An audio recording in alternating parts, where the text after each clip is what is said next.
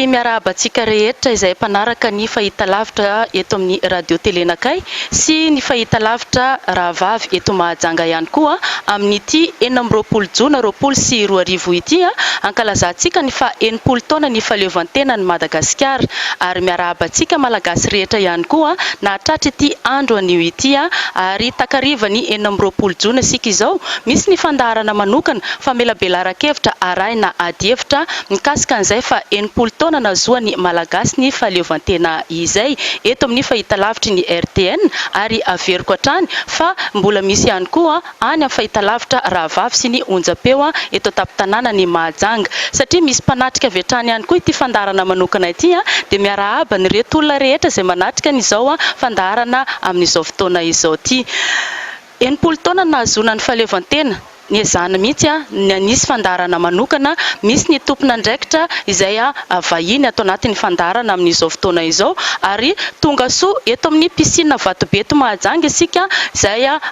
naovana nyity fandaharana ity saingy alefa amin'ny fahitalavitra ihany koa vahintsika anio zany Ramatoa Eliana Bezaza ary miara-manolotra amiko eto ihany koa i Sergio Randrianasolo izay mpanao gazety avy ao amin'ny GRDB eto Mahajanga miarabanao Sergio.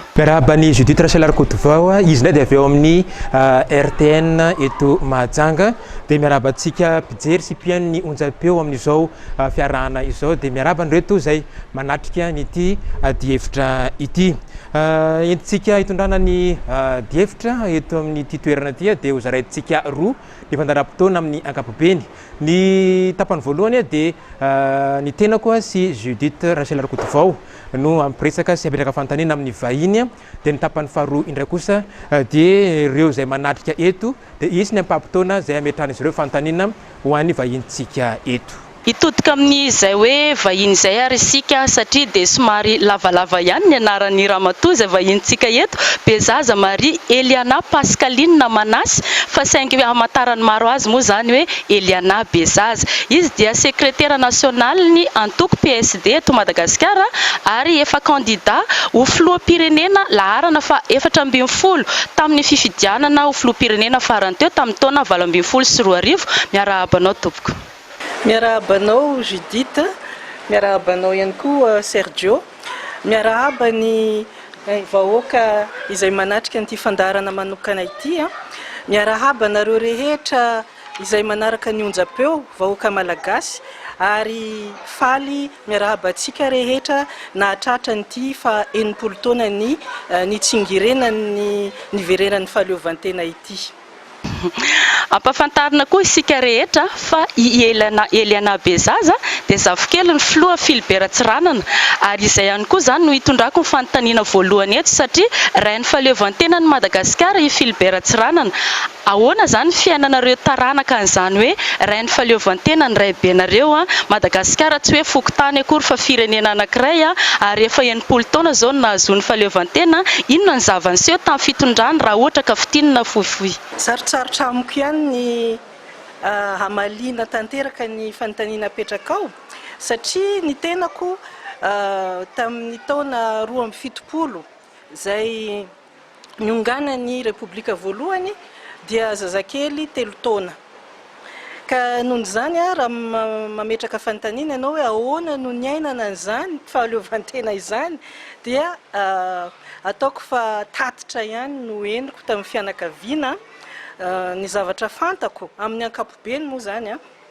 dia hoe nisy an'izany Première République zany teto mbola hiditra amin'ny Antsipriny isika fa ny any azoko tenenina mialoha zany dia hoe tamin'izany fotoana zany no tena nahasambatra ny malagasy satria raha oharina amin'ny fiainan'ny malagasy taty aoriana nisy ny ataoko hoe rupture zany hoe tena fitapahana tanteraka an'izany zavatra zany tamin'ny taona 2007 zany hoe nisy an'io fotoana vaninandron'ny Première République hatrany amin'ny 1958 1958 makaty amin'ny 1972 koa rehefa tonga ny fotoanany 1972 io dia tena io zany no tiako anontonana ny sainy malagasy hoe nisy vaninandro anankiray dia tapaka tanteraka dia nitohy vaninandro hafa izay nahitana jaly be da be teto Madagasikara. Zay angamba ny tenenako azy voalohany. Ya,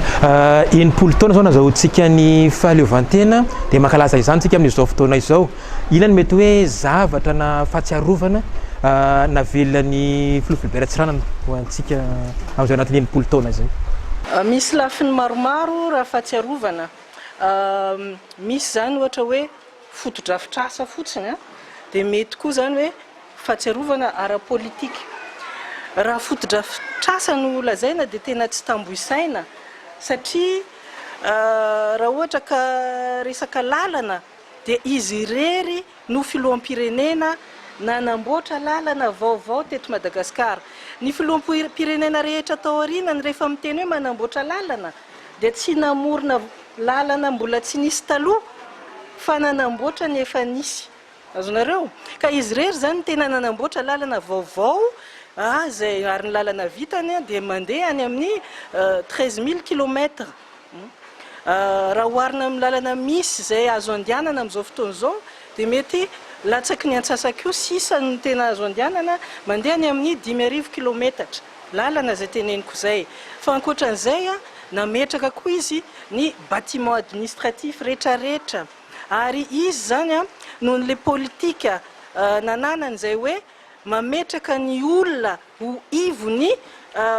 fikarakarany fitondram-panjakana, ny olombelona no antom-pisiany fitondram-panjakana. Zany hoe anao ny olombelona malagasy io ho olombanina, zay zany no antom-pisiany fitondram-panjakana. Dia dikan'izany nataony mihitsy zany ny désenclavement total, nanao ezaka be mba tsy ho lavitra andrina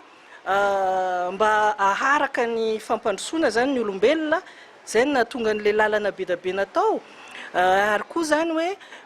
mba tsy hisy ny lazainy hoe îlot na archipel économique. Dikan'izany hitanareo ohatra hoe archipel des Comores nosy be da be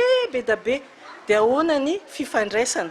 Dia hoe archipel économique dikan'izany hoe mamokatra ato dia samby ao le vokatra fa tsy mivoaka ao. Ka zay zany no antony nanaovana an'ireny lalana be da be ireny. Zay zany ny anisany lova mandeha ny ambanivohitra be antsika. Tena ny ambanivohitra be mbola sekolin'ny fa repoblika voalohany ny hitatsika. Misy an'ireny préfabriqué première république reny.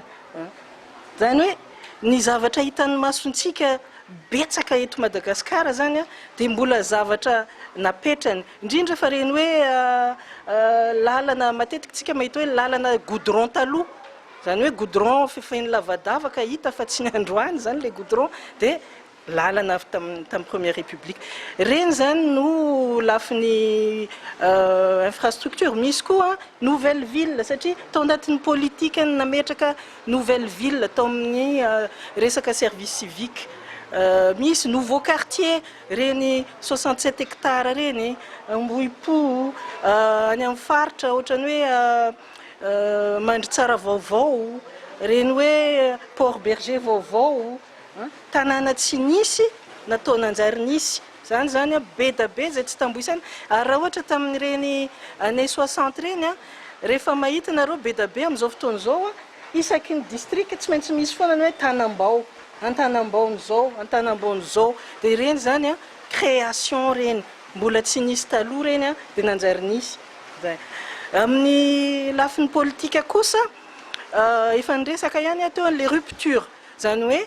niezaka mihitsy zany tamin'ny nanonganana ny président Tsiranana tamin'ny taona 2017 ny amafana tanteraka ny mikasika azy sy ny repoblika zay nentiny. Na dia nisy an'izany fiezahana zany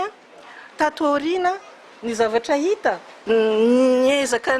nanao ohatra hoe tsy tiany zao ohatra ny communiste, tena anticommuniste président Tsiranana, ka izy zany dia efa tena nitony tena hoe ao anatin'ny bloc occidental satria tao anatin'ny guerre froide tsika tamin'io. azonareo ady mangatsika izay ny adiva ny tandrefana sy ny tatsinanana zany hoe ireny URSS sy ny satellitany contre ny iza moa zany le États-Unis sy ny satellitany ka tsika zany dia nazava fa tao anatin'ny bloc tandrefana ka rehefa nanongana azy zany fitondrana ny fanesy dia nanao ny mifanotra tanteraka tamin'izay niditra tamin'le bloc tatsinanana ka narina niaraka tamin'izay zany ny zavatra rehetra mikasika ny première république zany hoe raha expérience personnelle ko zany dia hoe nahitady amin'ny information nanao enquête kasika an'izany première république amin'ny mahazafy ny filohatsiranana azy dia tsy afaka satria tsy nisy eraky ny ministère eraky ny bibliothèque archive sisy satria nisy mihitsy ny fiezana zany na any amin'ny bibliothèque nationale mba mandehananareo manao an'izany expérience zany miditra tsika hoe 1950 ny dossier farana dia tonga dia misaoty aty amin'ny 1973 ohatrohatr'izay inona nefa ny zavanitranga na dia nandeha ny atsinanana sika nanova politika dia taty amin'ny farany taona 90 any 90 dia mbola niverina ny akandrefana ihany satria tsy naomby zany le politika natao fa voatery nangataka vola indray tany amin'ny FMI sy ny Banque mondiale iza moa ny FMI sy ny Banque mondiale dia menatra fotsiny tsika ilaza hoe tena tsy naomby le izy fa na dia hoe nisy parti politique zay nanongana azy aza parti asa raha vavy ny filazan'izany ohatra ny MFM taty arinany lasa hoe parti de droite libérale ka zay zany ny tiako tenenina hoe eo les souvenirs inona ny atsarovana ny Philibert Tsiranana sy ny politikany dia le namafana azy indrindra ny atsarovana azy satria ny azakazaka niverina any amin'le politika saika nataony taty aoriana zany mety manohy an'izay fanazavanao zay ngamba ny ity fanontaniako manaraka ity asa raha mahatadidinareo na efa naheno koa mino aho efa naheno ihany fa misy ny filazana hoe saribakoly ny fiteny eto Mahajanga moa zany ahoana fandraisanareo an'io hiary be fahatany ve satria hoe raibenareo Philibert Tsiranana sa ahoana fomba nazavanareo an'izay tena tiako le fanontaniana apetraka ao satria izay mihitsy ny zavatra nivoizina nanomboka tamin'ny 2007 anisany nilazana hoe ny antony hanonganana azy dia noho n'izy saribakolin'ny frantsay ary io zavatra io zany dia tena raiky tapisaka any anatin'ny lohan'ny malagasy satria tsy nisy namaly les versions atao amin'ny na fianakaviana na politika tsy nisy nanazava mihitsy na nanohitra an'izany fomba fiteny zany kanefa izany fomba fiteny zany dia tena diso ary eto dia hanazava tsara hoe inona ny antony natonga ny président Tsiranana niaraka tamin'ny frantsay rehefa nahazo fahaleovantena misy lafiny telo lafiny ara-piarovana défense voalohany indrindra lafiny ara-économique faharoa ary lafiny ara-fampianarana zay misy tombontsoantsika malagasy be dia be idirako zany ny lafiny défense tokony miverina indray zany tsika any amin'ny aoriana ny ady lehibe faharoa inona ny zavatra nitranga resy tanteraka zany ny allemand zay niady kanefa ny zara roa ny bloc teto amin'ny teto an-tany zany nyty planeta atsika ity dia ny bloc tatsinanana zay entiny URSS na firaisana sovietika tamin'izany fotoana zany sy ny bloc tandrefana zay leader moa zany ny États-Unis miaraka amin'ireo tatsinanana européenne ka tsy maintsy ny safidy satria ny zavanisy dia ady be da be manenjika satellite manko ireo firenena ireo hoe iza zany no tena mifaninana mihitsy ny hoe iza no mafy indrindra eto ambonin'ny tany dia inona zany ny position ny Madagasikara vao nahazo fahaleovantena Madagasikara zay nitariny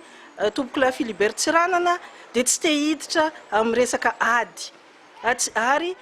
saropiaro izy amin'ny fahaleovantenany ka tsy te hiditra koa izy amin'ny resaka satelita ny voakato dia hiditra ary azonareo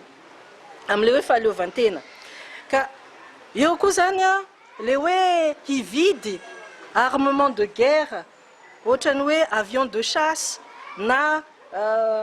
bateau de guerre zavatra lafo be ho ana firenena izay voiangana mbola tsy manana budget betsaka dia nanararoatra zany ny président Tsiranana hoe andohanao deal amin'ny frantsay fa deal ahoana tsy deal amin'ny mahazanatany intsony satria dia efa tsy zanatany fa ma firenena tena afaka ary afaka amin'ny safidy ka safidy io hoe aleo ihany hiaraka amin'ny frantsay dia nanao koa izy zany a décentralisation le fiarovam-pirenena malagasy namena ny frantsay ny lafin'ny fiarovana satria iny zany tsy vitatsika mihitsy ny anao aniny ka en contrepartie ny takalon'izay dia tsy mampaninina atsika zany hoe tsika ao anatin'ny sphère d'influence francophone zany hoe mitondra ny laza ny frantsay maneran-tany zay ny setry n'izay zavatra zay fa tena nanazava président Tsiranana fa tsy amin'ny mahazanatany ary tsy nitereny frantsay nanaovana an'izany fa ny rehefa faible ianao dia tsy maintsy miaraka amin'ny mafy aloha fa raha tsy zany a dia ho an'ny sasany fotsiny ihany zay zany no antony niarahana tamin'ny frantsay ka rehefa afaka iny olana iny afaka olana mankotsika satria ny resaka fiarovam-pirenena dia fepetra anankiray mila mipetraka tsara mba hampiadana ny fampandrosoana ekonomika ary ny olona tsy hoe mahaleo tena zany mihitsy raha tsy manana n'ilay hoe fampandrosoana ekonomika ka rehefa tsy nananana tsony iny olana iny dia afaka niditra soamantsara tsika tato anatin'ny fampandrosoana ara-ekonomika ary inona nataony miaramila malagasy ny miaramila malagasy tompoko dia tsy nilalao tanky tsy nilalao arme de guerre fa nanampy tamin'ny fampandrosoana any ambanivohitra zay le atao hoe service civique ary tena nitondra fampandrosoana tokoa iny zany lafiny ara-piarovana miditra atsika amin'ny lafiny ara-toekarena inona moa ny antony ny safidianina hoe aleo mihitsy ntsika tsy hiala amin'ny frantsay satria ny tsy fialantsika amin'ny frantsay dia nahavitatsika nahazo ny tombotsoany ny atao hoe marché commun CEE communauté économique européenne tamin'izany andro zany izay nisy ny firenena enina mbola enina ry zareo tamin'izany raha ohatra ka efa 5 na mihoatra izy androany ireo firenena enina manan-karena indrindra eto ambonin'ny tany ary Madagasikara dia firenena mieritreritra hamokatra ka tsy maintsy manana an'izany hoe débouché économique io zany ny anankiray ary ny faharoa dia ny hananana ny stabilité monétaire ao anatin'ny zone franc angamba iny tsy azavaina intsony fa tsy manome tsiny ny fitondrana tatorina fa ny fitondrana ny repoblika faharoa ohatra dia anteny io za zay olon-dehibe aloha zay hiaro tena rery dia nataony tokoa ane hoe hiaro tena rery firy ny Antonov ny zavatra nividitsika arme de guerre anefa aizany ny afarany reny be da be ny afara any Ambatolampy nanamboarana vilany satria maninona za tsy manome tsiny légitime le zavatra hoe normal be raha ohatra ny olona hoe te hiaro tena rery fa tsy afaka io ny ohatrany hoe ray aman-dreny sy zaza ao tokantrano hoe angamo hoe andehandeha fotsiny hiala tokantrano nefa tsy mahavelo tena fa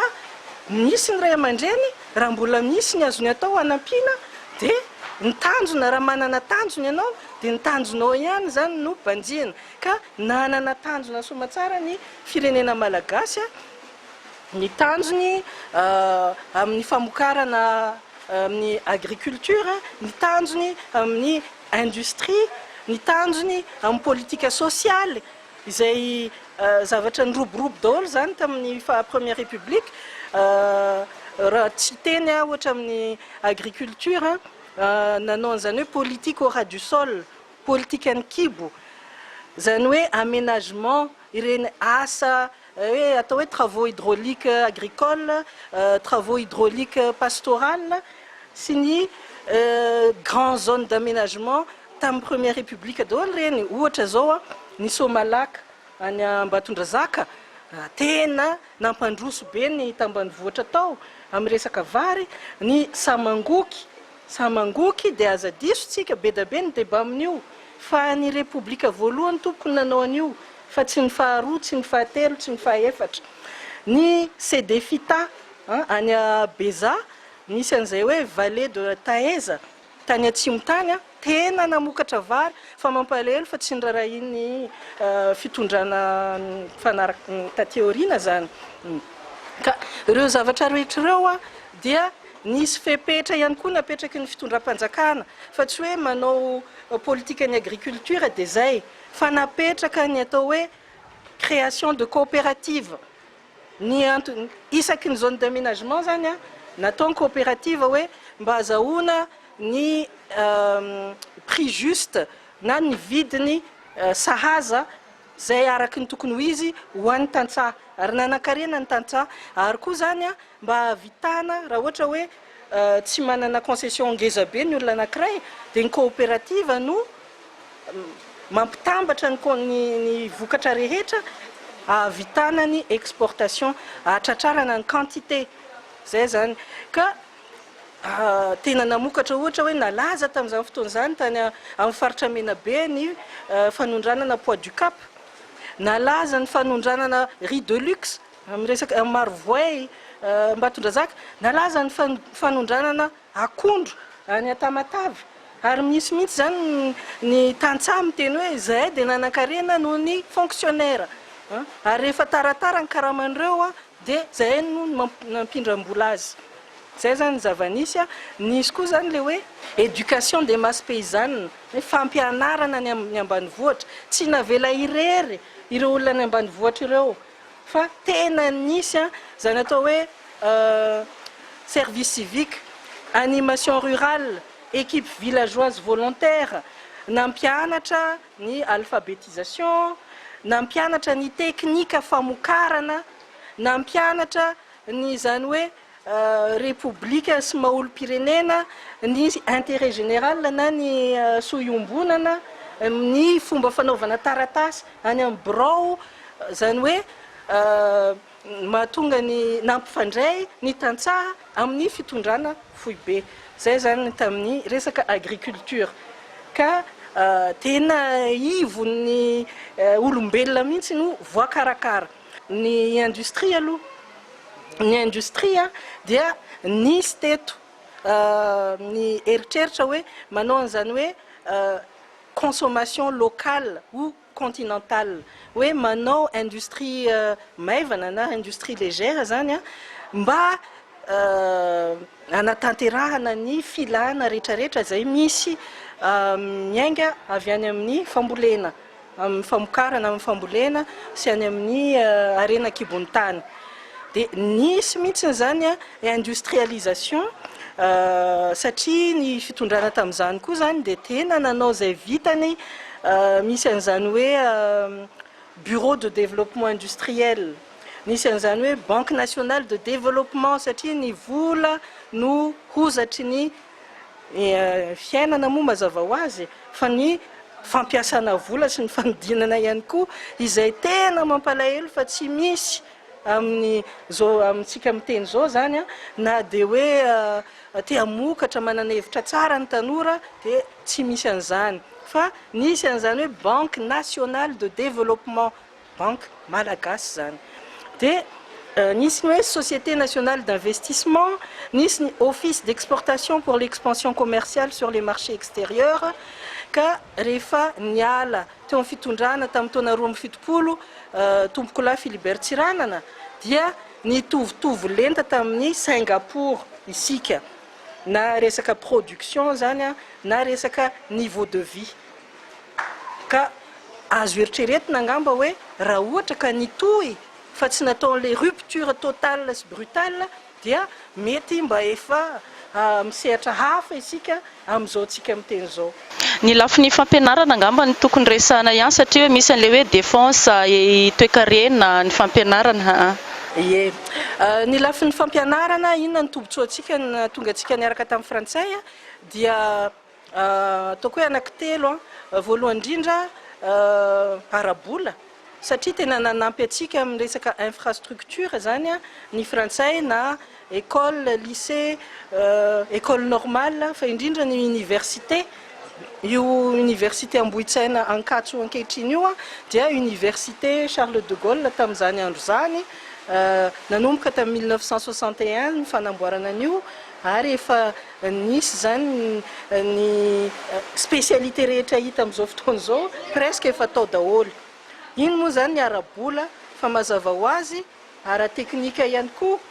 tsy latsaky ny 300 ny mpampianatra teto na instituteur io na professeur io technicien isan-karazany io na coopérant io izay nampianatra atsika tamin'ny teny frantsay. Maninona ny teny frantsay? Tsy hoe akory sanatrika tsy tia teny gasy ny fitondrana première république ka ilazana azy hoe zanatany foana fa misy zavatra ohatrany hoe lojika anefa zany tsy lojika fa mila zavaina. Ny teny frantsay na ny teny anglisy dia teny fampiasana maneran-tany mba andratovana fahalalana satria ny fahalalana rehetra hatramin'izay dia tsy voasoratra tamin'ny teny malagasy ka voatery tsika niditra tamin'iny raha ohatra ka hampahalala ny tanora malagasy ny zava-misy rehetra tokony ho fantany maneran-tany. Ny teny malagasy dia teny-drazana ilaina ho an'ny kolontsaina, ilaina ho an'ny mahatsikatsika maha-malagasy kanefa kosa tsy afaka entina anaovana fianarana avolenta eran'izao tontolo zao. Ohatrany hoe lojika ny fahitako an'izany kanefa miteraka débat be da be zany ka hitako hoe tena normal be raha ohatra ka teny frantsay no safidina nanaovana fianarana tamin'izany fotoana zany. Ary ny zavatra hita tamin'ny mbola fahateny frantsay zany le fampianarana dia tena tsara niveau ny fampianarana teto Madagasikara ary tsy vitan'izany fa avolenta koa ny niveau intellectuel ny zaza malagasy. Indrisy niaraka tamin'le malgasisation dia nidina ny niveau ngamba malala an'izany daholo isika nazara mba malahelo amin'izany zany ny zava-misy nidina ny niveau ary tsy vitan'ny niveau ny nidina fa ohatrany hoe nidina hatramin'le niveau intellectuel zay satria inona ny antony feranao amin'ny teny tsy mahasana ny fahalalana rehetra ny ampianarana ny zanakao dia normal be raha ohatra ka tsy ho voasana ny fahalalana rehetra zay fa limité zany tsika ane tsy nanao découverte physique mathématique astronomique be da be nisy ny fatatsika fa tsy ny rehetrarehetra hany ka raha oharina amin'ny ny sasany maneran-tany zany lasa ambany zany le niveau intellectuel. Ary eo koa zany tsy maintsy resana koa mikasika ny mpampianatra. Ny mpampianatra dia tena mpampianatra nahay tamin'izany fotoana zany fa indrisy moa tatoriana niaraka amin'le niveau nidina dia nidina hatramin'ny fari-piainan'ny mpampianatra. Zany mpampianatra zany tamin'ny fotoanany repoblika voalohany dia tena tsongombolo olona manana maizy azy ao anatin'ny fiarahamonina, manana villa zany, manana tomobile zany. Fa raha amin'izao fotoana izao zavatra mampalahelo nany amin'ny tanany farany volana ao anatin'ny tokantrano zany tsy misy tena lasa olona mahantra be ny mpampianatra satria zany tsy voakarakara araka ny tokony ho izy ohatrany tamin'ny première république zay averiko foana fa ny maha olona ny natao ambony indrindra. Nefa ny mpianatra nisan'ny toko hoe sahirana tao anatin'ny sin'le fampianarana tamin'ny teny frantsay zay niteraka ny grève tamin'ny 72 teny amin'ny kianjan'ny 13 May amatika an'izay zavatra zay. Ina mety azavanareo an'izay satria le fampianarana amin'ny teny frantsay mety nampivoatra ny mpianatra nefa fanohitra amin'izany zavatra nitranga niteraka zay le grève ny mpianatra nanongana ny président Philibert Tsiranana. Resaka telo ambin'ny folo may misy zavatra anankiroa zany tsy tokony ifandray nefa nanjary nifandray. Fangatahan'ny mpianatra zay nanomboka tamin'ny resaka médecine dia tsisy resaka politika fa amin'ny ankapobeny zany dia hoe zay mba te hahalala ny zavatra eto amin'ny tanindrazanay satria eo mantsy le teny frantsay marina zany fa eo koa le programme ampianarana ny ankizy dia mbola programme avy any an-dafy ka amin'iny lafin'iny dia tena tsoroko fa marina le fitakiana hoe za zao gasy mba tiako ny ahafantarana hoe ahoana moa ny fandehan'ny betsiboka sy kopa ahoana moa ny fandehan'ny ankaratra fa tsy zany akory ny zavatra ny anarana tany anatin'ny programme fa les Alpes le Rhin ny any a Frantsa ka iny zany fitakiana zay tsotra kely tsy tokony hanonga-panjakana akory fa resaka hoe fandaminana programme fotsiny iny dia fitakiana tonga taty aoriana riny fa ny tena fitakiana dia resaka programme ny médecine satria nisy any hoe école de médecine atao be felatanana izay mampiofana dokotera 3 taona dia lasa dokotera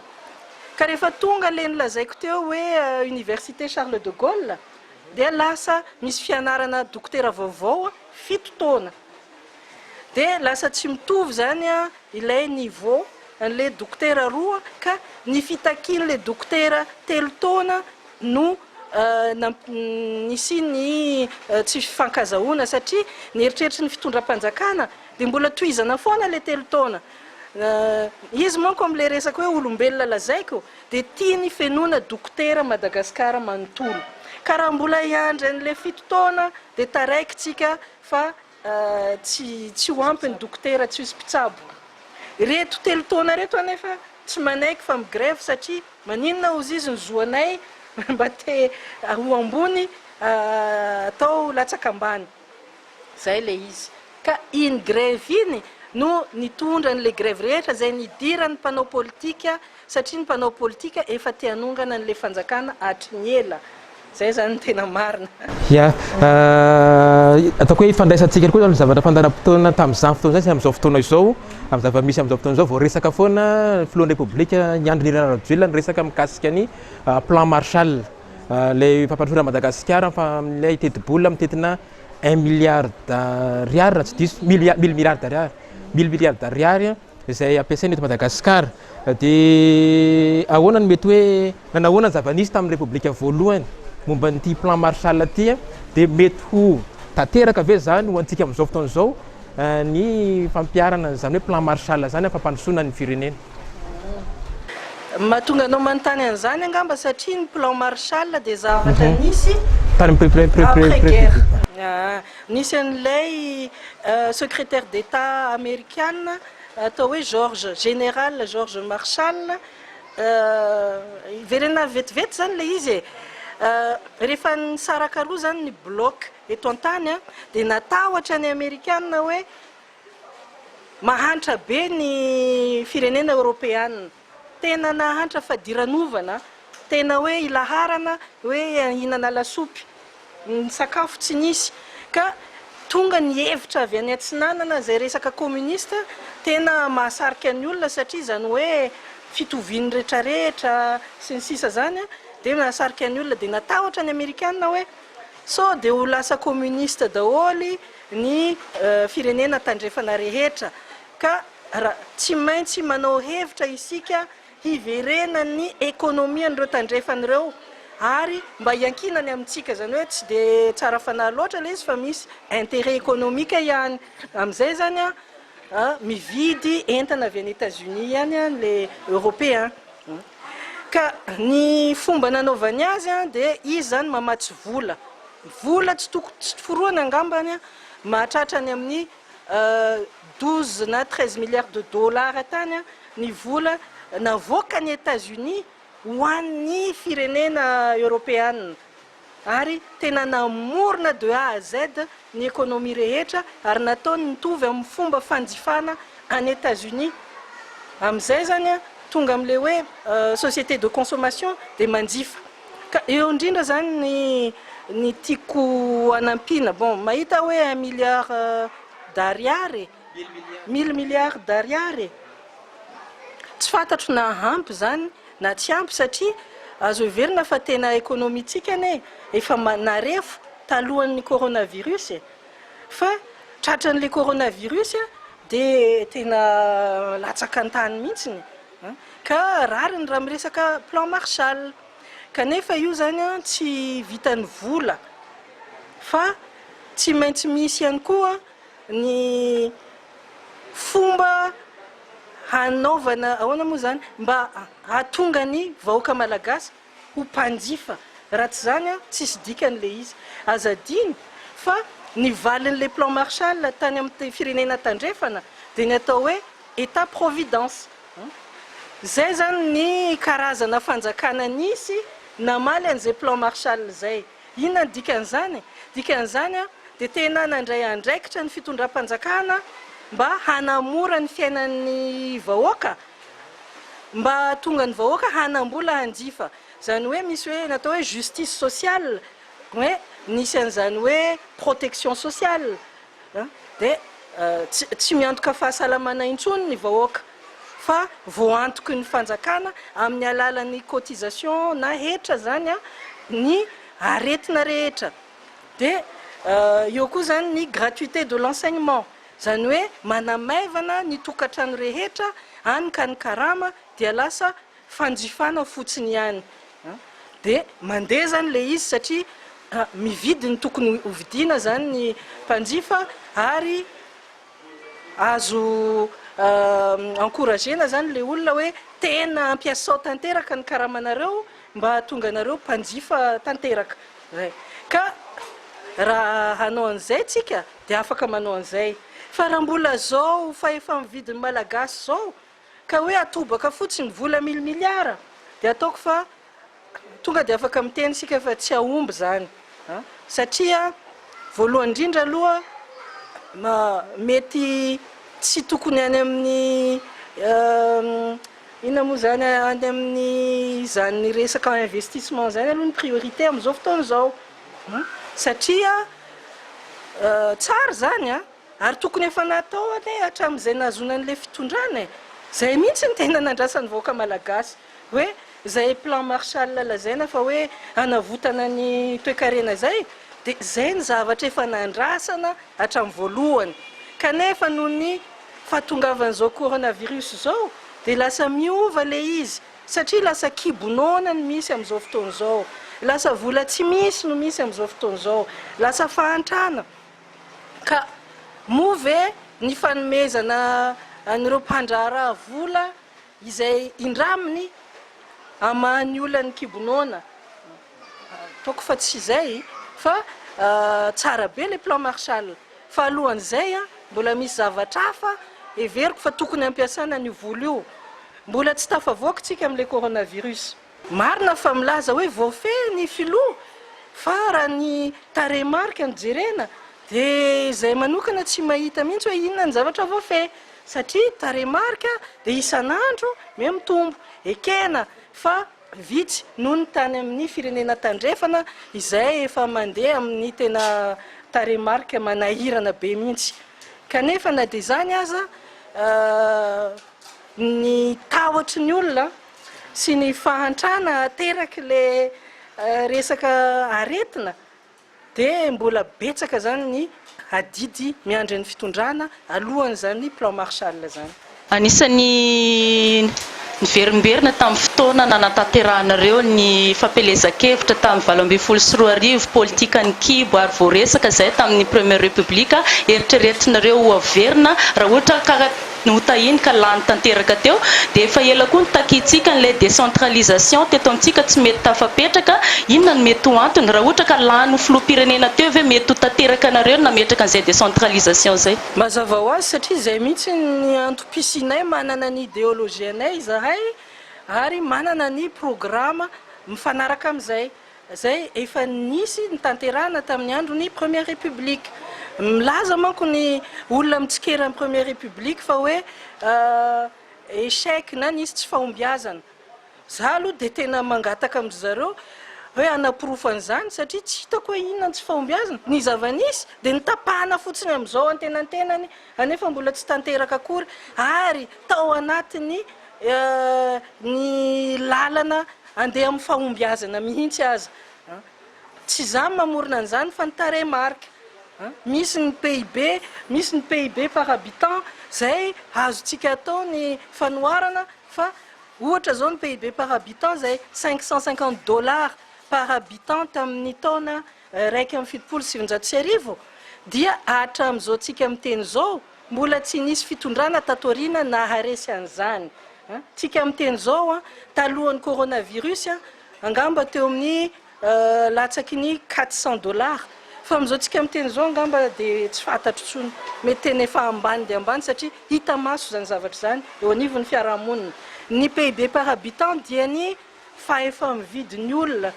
de azo lazaina koa zany hoe ny tahan'ny fahasambaran'ny olona amin'ny arabola zay ka zavatra efa nipetraka ary tsara ny tapahana tantenantenany nefa raha azo lazaina fa nanao laboratoire ihany ny fitondrana tateoriana satria nanao essai an'izao nanao essai an'izao nanao essai isan-karazana nefa inona tsy mbola nisy naombina ny ray aza raha économique ka maninona moa ny zavatra mandeha ny tapahana de mody adino de tsy averina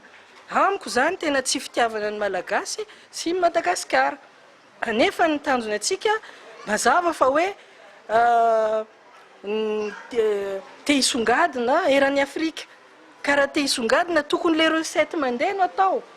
ka nareo moa manontany hoe tazominareo ve raha ianareo no nitondra teo mazava ho azy tompoko ao anatin'ny amena ara-pahasalamana antsika amin'izao fotoana izao dia tsy misy ny fankalazana manetriketrika ny fetiny 4 ny volana Jiona fa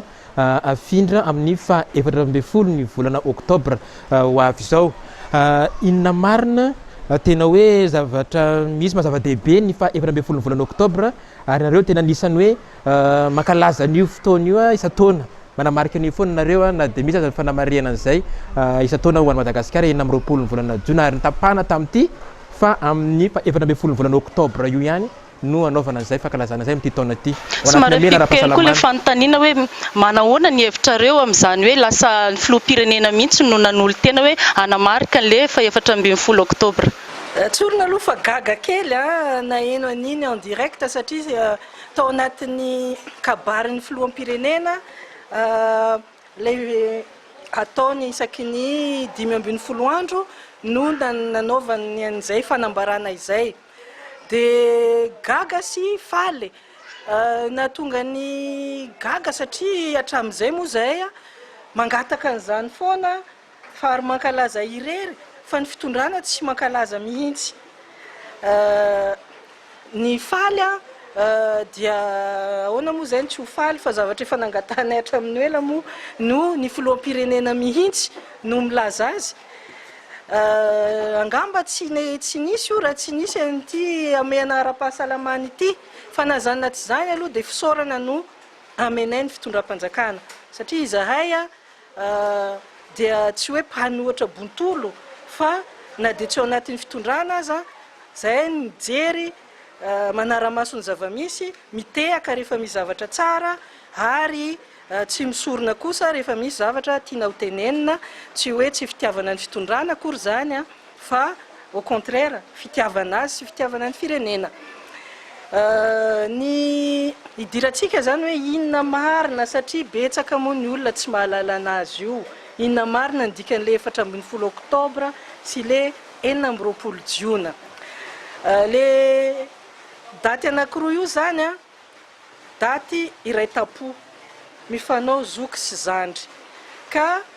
raha maty ny ray tsy nivoaka ny ray azonareo raha tsy nisy ny 14 Oktobra tsy nisy ny fa 20 Jiona inona ny antony satria nangataka fahaleovantena foana zany ny malagasy hatramin'ny nahatongava ny frantsay teto Madagasikara amin'ny fomba maro misy moa ny fikomina, misy ny fangatahana, misy ny fomba maro fa nilan'izay fahaleovantena izay ka saropiaro ny frantsay fa rehefa tonga moa ny filohatsiranana nandray ny raharaha tany amin'ny taona 1940 satria nanomboka teo izy zany lany solom-bavam-bahoaka ny faritra andrefana 1940 sy 1970 dia tena io zany nandaniny fotoana hoe ahoana ny azahoana nyity fahaleovantena ity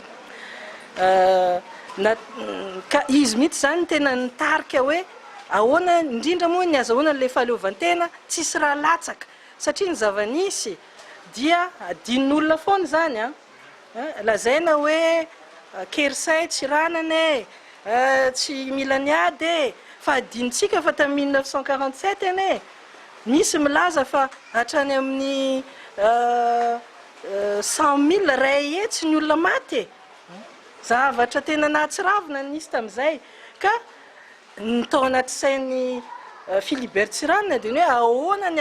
ny azahoana izy ity mba tsy ho hisy raha latsaka okizay ny raha latsaka satria tsy mitovy ny hery raha ohatra katakina amin'ny forsa dia ny forsa tsy hitovy ve moko tsy ho fatifaty eo daholo tsika fa aleo zany ny diplomasia no hitondrana azy dia tanteraka zany zavatra zany satria tamin'ny fa 14 oktobra 1970 dia ny frantsay mihintsy no nanambaram-pahabe maso fa ny lalàna satria nisy lalàna nahatonga atsika ho zanatany frantsay tamin'ny taona 1970 zany hoe tamin'ny fa 9 aogositra ny lalàna namehezanay ny malagasy ho zanatany tamin'ny fa 9 aogositra 1970 sy 1970 dia vahanay ho foana tsy hanan-kerintsony zay ka zay le hoe juridique fahaleovantena tsy nisy raha latsaka ka hatramin'io fotoana io zany dia naleo tenitsika ary tamin'io koa no nahazahoantsika ny sata repoblika azadino fa tsisy an'izany repoblika zany tamin'ny fahatongavan'ny frantsay fa nisy fanjakana be deaibe teto Madagasikara ka ahoana zany raha miverina zany ny fahaleovantena dia hiverina amin'ny fanjakana be deaibe sa hiverina amin'le hoe fanjakana taony merina sa ahoana ka tsisy ny safidy an'izany fa ny repoblika ny safidiana noho ny hoe ny fitondrana andriana dia fitondrana manendry olona amin'ny ara-drazana hoe izy ambony karazana ka natao ho tompoiny rehetra ka misy koa zany ny olona ambany karazana ka natao hanompo andriana ka zay ny mahasamihafa n'le repoblika dia ny repoblika mametraka ny olona rehetra hitovy zo tsy misy ny ambony sy ny ambany fa feheziny lalàna anankiray mitovy na iza zay zany le repoblika ka zay ny mahazava-dehibe ny 14 oktobra io zany tsy tokony ho raisina hoe repoblika voalohany fotsiny lasa le olona tsy tian'le repoblika voalohany dia manary azy fa io ny dirantsika marepoblika ka na ahoana na voalohany na faharoa na fahatelo na fahaefatra na iza président mitondra eo dia tsy président ny repoblika zany izy raha tsy nisy ny 14 oktobra 1970 ka ohatrany mihatsara velatsy ihany tsy mankalaza an'io anefa ny io ny mahainao anao maha président anao io nefa ny avonanao ka ino ny dikan'izany dia iny zany ny ohatrany zaza teraka hoe nahazo copie tsika za amin'io teraka nahazo copie le repoblika atsika ka ny zaza teraka tsy afaka tonga dia hamelo tena fa tsy maintsy misy dingana maromaro zay vao mahatonga azy mahavelo tena tsy maintsy natsangana aloha zany ny constitution tsy maintsy natsangana ny rafitra rehetra ara-panjakana tsy maintsy natsangana ny rafitra territorial mba amehezana ny vahoaka ka io zany tao anatin'ny roa taona tsy maintsy koa ny foronona ny lalàna satria ambany lalàna mitovy daholo tsika fa ambany lalàna manao ahoana satria tsy hoe ny lalàna ny frantsay no enina fa tsy maintsy lalàna eto amintsika ka mbola niasa daholo zany reo mpahay lalàna antsika namorona lalàna mifanaraka amin'ny fanjakana tiatsika atao dia tsy vitan'izay fa ny fahefana dia mbola teo am-pelatanan'ny frantsay tanteraka dia ahoana koa zany no hamindrana ny fahefana tao am-pelatanan'ny frantsay iny tsy maintsy nalaina tsirairay